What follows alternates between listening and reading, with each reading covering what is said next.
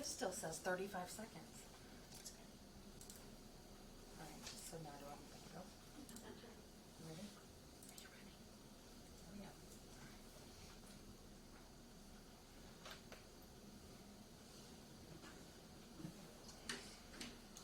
Well, welcome everybody to our town hall, the Truman VA's town hall with executive leadership. I'm joined today with several staff members and leaders from throughout our hospital. At the table with me now is Dr. Lana Zare, our chief of staff, and Stephanie Absher, our nurse executive or associate director of patient care services. And we have a chock full agenda today, so we will get started. The first thing on our, before I forget, because we're doing some new technology, please make sure that your microphones are muted. Take a couple seconds, check that out, make sure that you are muted. It'll give this experience, it'll be easier to listen to and a better experience for everybody. Now, without any further ado, we will move to Stephanie Absher, and she'll be talking to you about the Caregiver Support Program.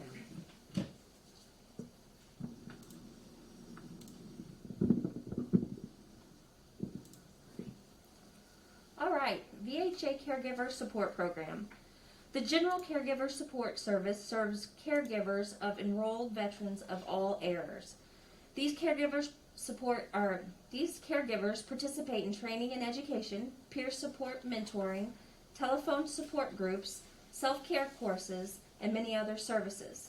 The comprehensive assistance for family caregivers is currently targeted to caregivers of post-9/11 veterans. The Mission Act of 2018 expanded this program to eligible veterans of all eras of service, which will occur in 2 phases. Phase 1 will include eligible veterans injured on or before May 7, 1975, rated at 70% or more by VA.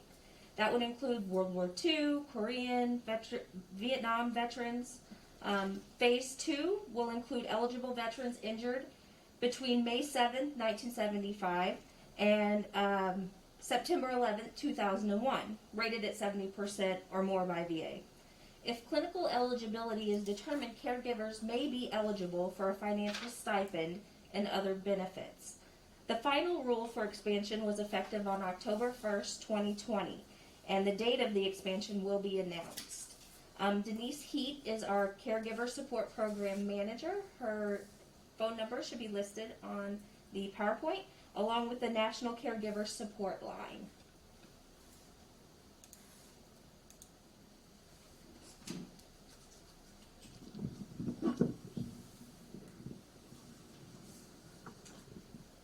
Okay, I'm going to chat for just a minute about flu shots. We've had more interest than ever before about flu shots this year because of COVID-19.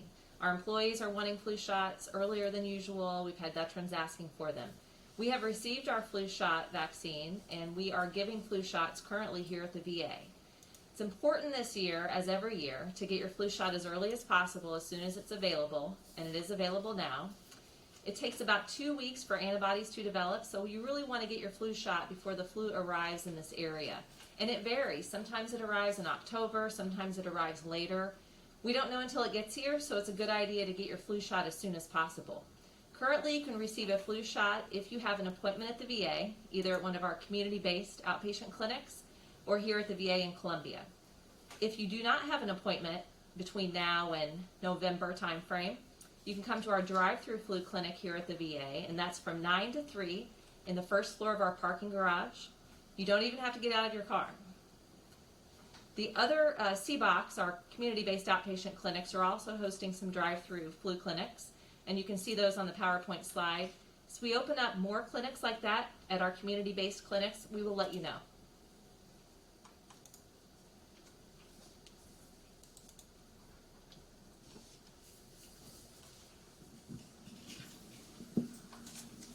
Thank you so much. And while we're having some seat changes, I want to remind people, if you have questions about anything we're discussing today, please put that in the chat box, and we will get to those we will answer all of them at the end of the presentations. It's just more efficient to do it that way.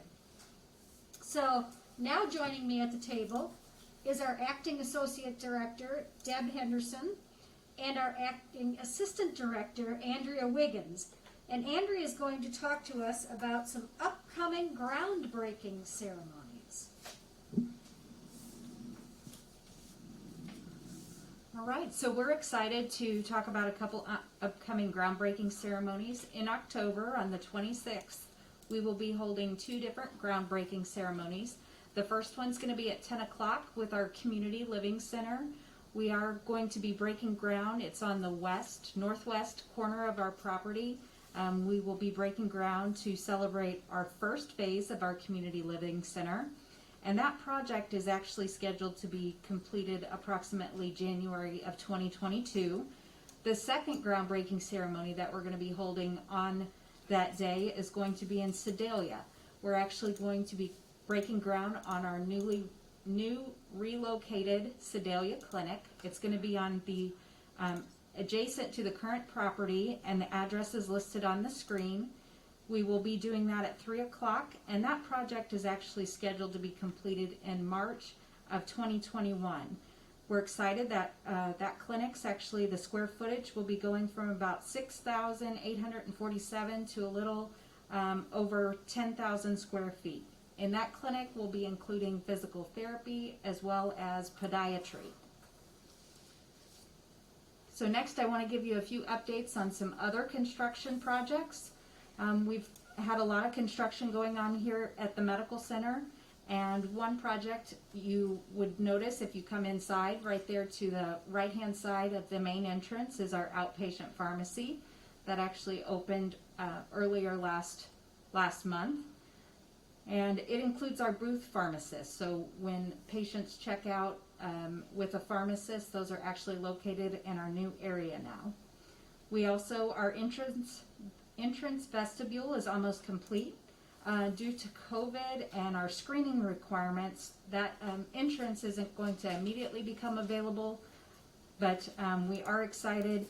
We're going to be continuing our screening in that main hallway coming from the parking garage next to the Patient Education Center.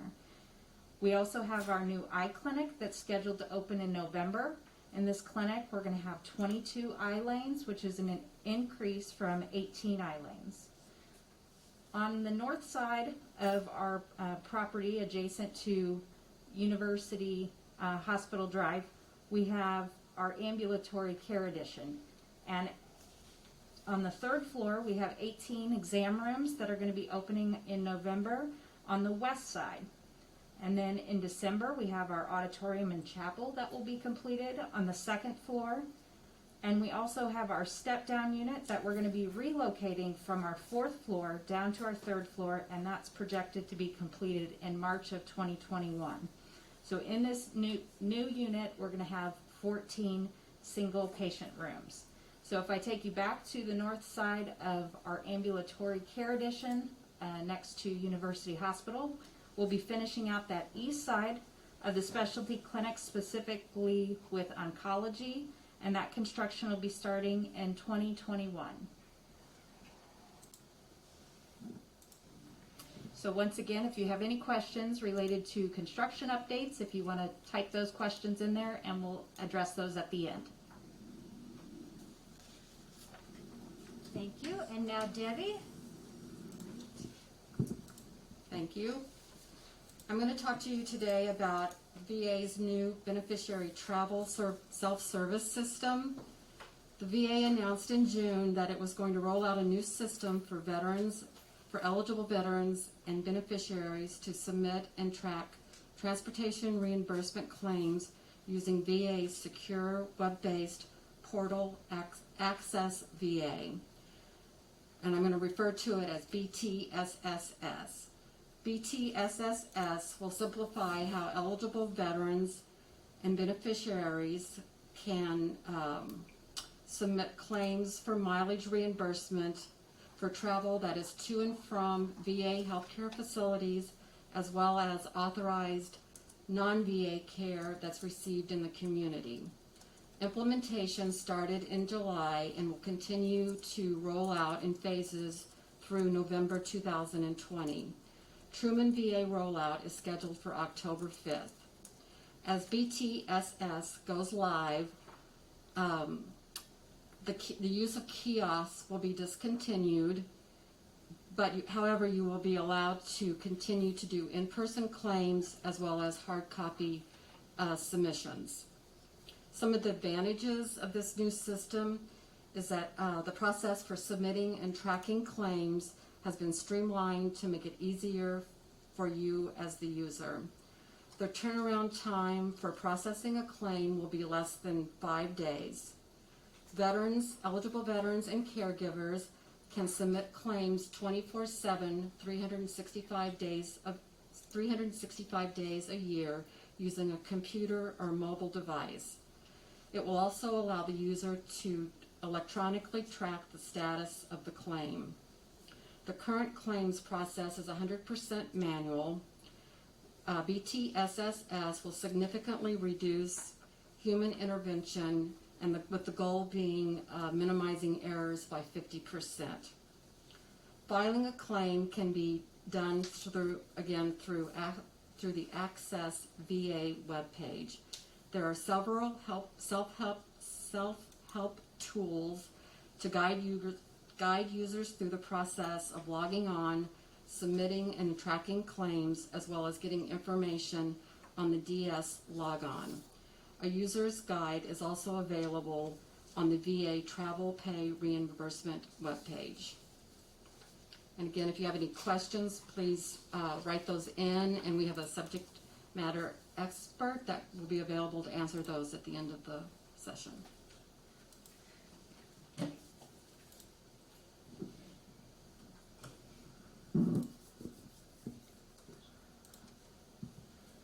Thank you, Debbie. Boy, all of those things are really exciting news. All of the new construction, getting a new nursing home started, our community living center, new clinic in Sedalia, that's exciting. And the staff tell me that they're excited that they still are within walking distance to ice cream. So they love the location that it's going as well. But what really interests me is the new beneficiary travel self-service system. What rang in my ears is because it's automated, 5 days to process, versus I know that a lot of people wait for longer periods of time because it's a more manual system. So that is just fantastic. What a great benefit for our veterans and to use. And I'm sure that I've got friends and family members that will love that new opportunity. So, do we have questions in the chat box? We have one specific on parking. I think Okay. it's more of a comment, but there is an aspect of a question to it. So Mr. Joseph Quinn says, so you park in the great covered parking lot, but it's pouring rain and the wind is blowing, no problem. The lot is covered. But now to get from the parking lot into the door of the hospital, you're drenched. Especially if you're in a wheelchair and must use the ramp, you're soaked. Or if walking is a problem and you're slow, you're soaked. Come on, get that entrance covered. Would you like to take that one? So we do have a covered walkway now in between the parking garage and the patient education center. Initially, when we completed that project, that covered walkway was not there, but we have recently added that, I would say, within probably the last year. And then always a reminder that we have carts, shuttle carts, that go throughout our parking lot, first and second floor. There are waiting areas with benches on both floors, and those covered shuttles can take you right to the door, and that also will keep you out of the rain and weather, especially as it gets colder and we have more precipitation. Great question. So the next question comes from the Hendersons. Can we file old beneficiary travel claims since on their last appointment the machines were down?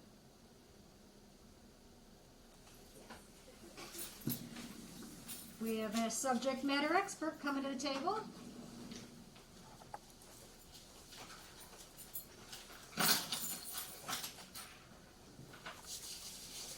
Hi, my name's Mark Goldsmith. I'm the Benny Travel Supervisor there. Absolutely, you can file your claims normally, under normal circumstances, there's a 30-day limit that you have to file your claim.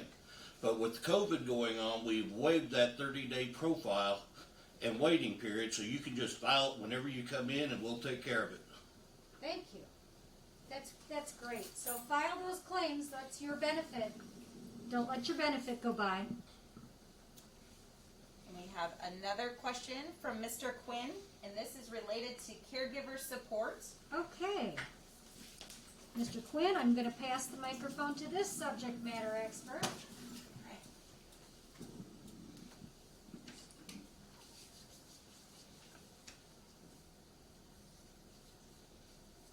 So go ahead. So my name is Denise Heat, and what is the question? The question is, how soon is soon for caregiver supports as far as the start date? That's a very good question, and we look forward to hearing that very soon. So the final rule was signed on July 31st of this year. It goes into effect tomorrow, actually, October 1st. The expansion date is to be announced any day. We are waiting to hear from that.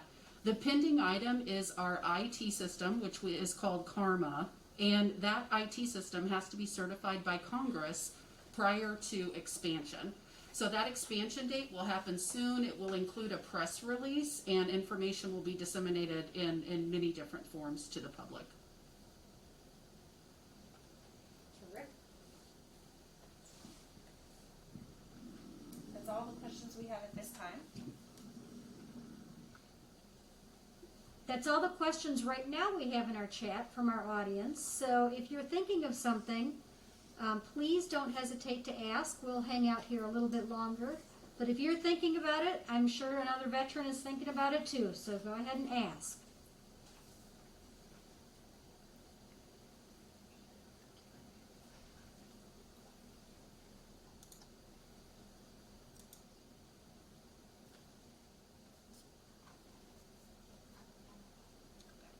While we wait, I would just like to remind all of our veterans that we are still masking in all of our facilities, to include our clinics. We have found that that is a tremendously good way to protect one another. And I like to think of it as protecting my battle buddy. Those of you veterans that are out there listening to me, I myself am a veteran, so I wear this to protect my battle buddies that are close to me while I'm talking, or if I should get a little tickle in my throat and have to cough. And they wear theirs to protect me for the same reasons. We've proven time and time again in our facility that the masking really does work. Masking, and you'll see all the hand sanitizing around here, best ways to prevent the spread of COVID, and I think it may have some benefits as we move into flu season as well. But I just wanted to remind everybody, we are still masking to come in face-to-face for appointments, visits, and encounters. There's not a question, but could we maybe talk about what veterans should do if they think that they have COVID or they've been exposed to someone COVID? I know that's a question we receive quite a bit on our Facebook page. Absolutely. I'm going to have Dr. Zare, as the subject matter expert, come and answer all of those, kind of wrap it up, because there's a couple different things depending on your circumstance. Well, we get lots of questions about COVID-19, and there's a lot of worry out there, obviously, for good reason. So if you're a veteran and you've been exposed, you think you've been exposed, you think you may have symptoms, give your PAC team a call. And we're used to getting those questions. We have a lot of experts in-house that deal with COVID every day. We have 2 infectious disease doctors that are full-time here. We have a full employee health team that also looks at our employees for exposures and symptoms. So if you have any questions at all, just give us a call. We can do testing here at the Columbia VA through our drive-through, and that's 9 to 3 from Monday to Friday. Each CBOC also has testing twice a week, and you can call your CBOC PAC team and talk to them about getting a test. And we test really anybody who is worried about it or has had an exposure. We test a lot of people every day. So just give us a call. Sure. And I'd like to make a reminder to all of our audience that's listening that if you have thought you were exposed and you did go and get a COVID test, please don't be out and about in the community until you know whether you are positive or negative. We've had a couple of examples where people did not stay home and stay out of the public during that time frame that they're waiting for a result. So please do that to keep each other safe. Do you want to introduce Crystal? I would love to. Yes. So I have another exciting announcement. We have added an executive to our team, and Crystal Aholt is the executive. Would you like to come join us? The executive of High Reliability, and she really is instrumental in making sure that we maintain all of the different processes that keep us moving toward being a highly reliable organization with a focus on zero harm. So I just want to let her say hi. Hello. It's nice to kind of introduce myself. I'm a nurse by background. I've been at this VA for 24 years. Worked in the ICU for quite a bit of those. And then worked in quality management. So there's a lot of things in quality management that we keep track of. And I'm excited for this new position and to work with the leadership here and make some, continue our journey of high reliability and then make some good changes. Thank you. Thank you. We have a comment. It's not necessarily, but it's something Okay. rather lovely. Mr. Joseph Quinn says that he has traveled to Florida and Gainesville and the Villages and Truman VA, and he's 75 and feels blessed to have the VA. So, Well, we are blessed every day to serve our veterans, so thank you, Mr. Quinn. But we feel the same way about all the veterans that we get the opportunity to care for.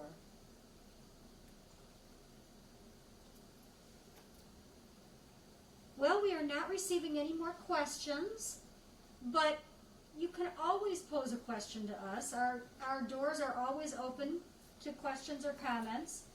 So this is not your only opportunity if you think of something later. But otherwise, we will say thank you for joining us, and we hope to hear from you soon. Thanks.